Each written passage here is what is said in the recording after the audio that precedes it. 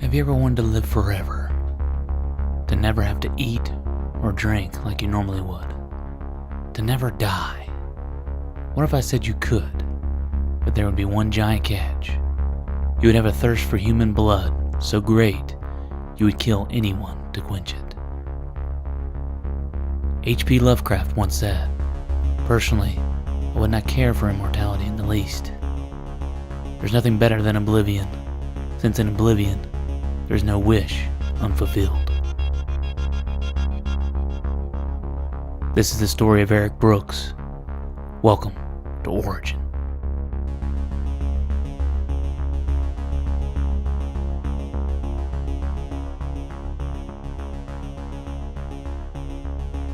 In the middle of the night, Lucas Cross was awakened by his friend Oleg, saying they were coming for him. The Baron had just signed the warrant for his arrest, and they were headed to his house. He grabbed his wife and told her to follow Oleg to London. There she would find a town called Soho, known for its brothel, ran by a woman named Madame Vanity.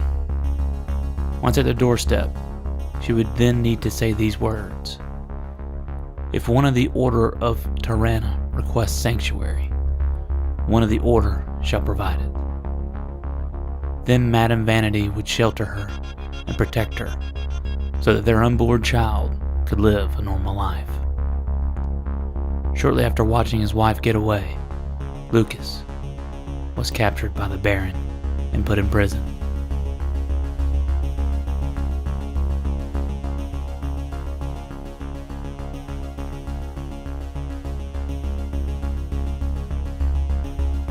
In Soho, London, Lucas's wife Tara was welcomed with open arms by Madame Vanity. She did as promised and helped her through her pregnancy and kept her safe. When the time for her baby had finally come, everything was going okay until the baby was finally born. His umbilical cord was wrapped around his neck, cutting off his oxygen. Tara called for the doctor, but they couldn't find him. Instead, they found another man, Deacon Frost, who they thought was a doctor.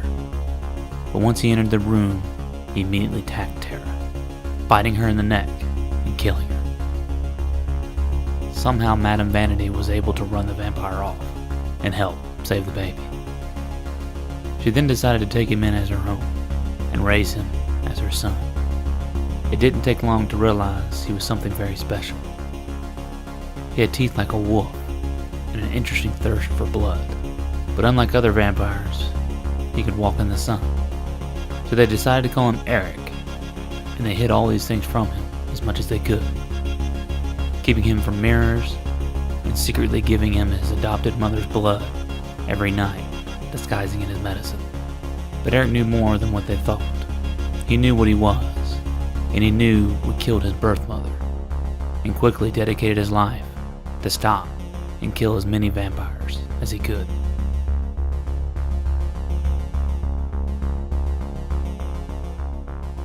Eric's second meeting with a vampire was when Madame Vanity and him were walking home late one night, when in a flash 2 men appeared and started to attack a man right in front of them.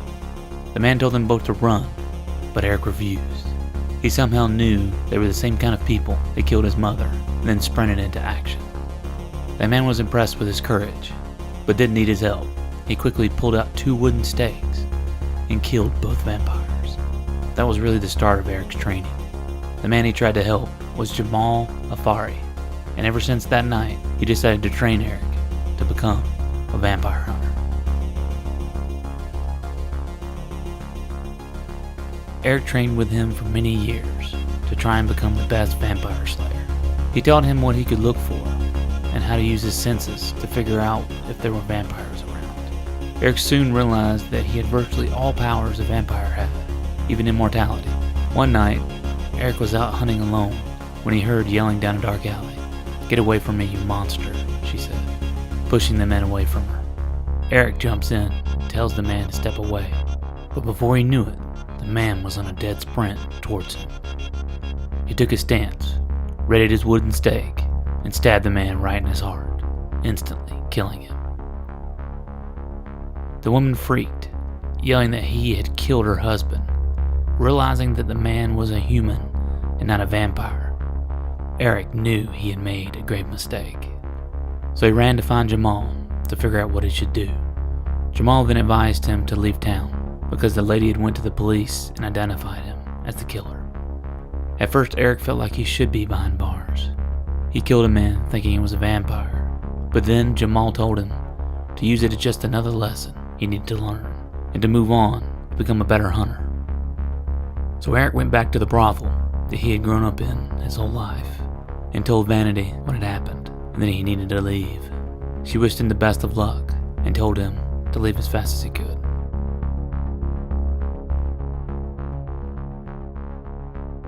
Eric then set on a journey to find the king vampire himself, Dracula. After many years of searching and killing as many vampires as he could, his name finally became known to all vampires. Finally in China, he tracked down Dracula's whereabouts. But he wasn't the only one. Other hunters had arrived too. Once they saw what he could do with a blade, they gave him a new nickname, and from then on, they called him Blade.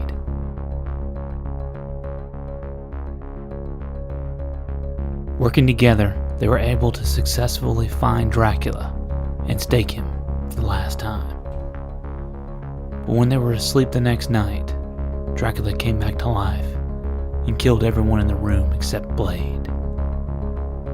Now, once again, Blade is on the hunt for Dracula. But this time, it's personal.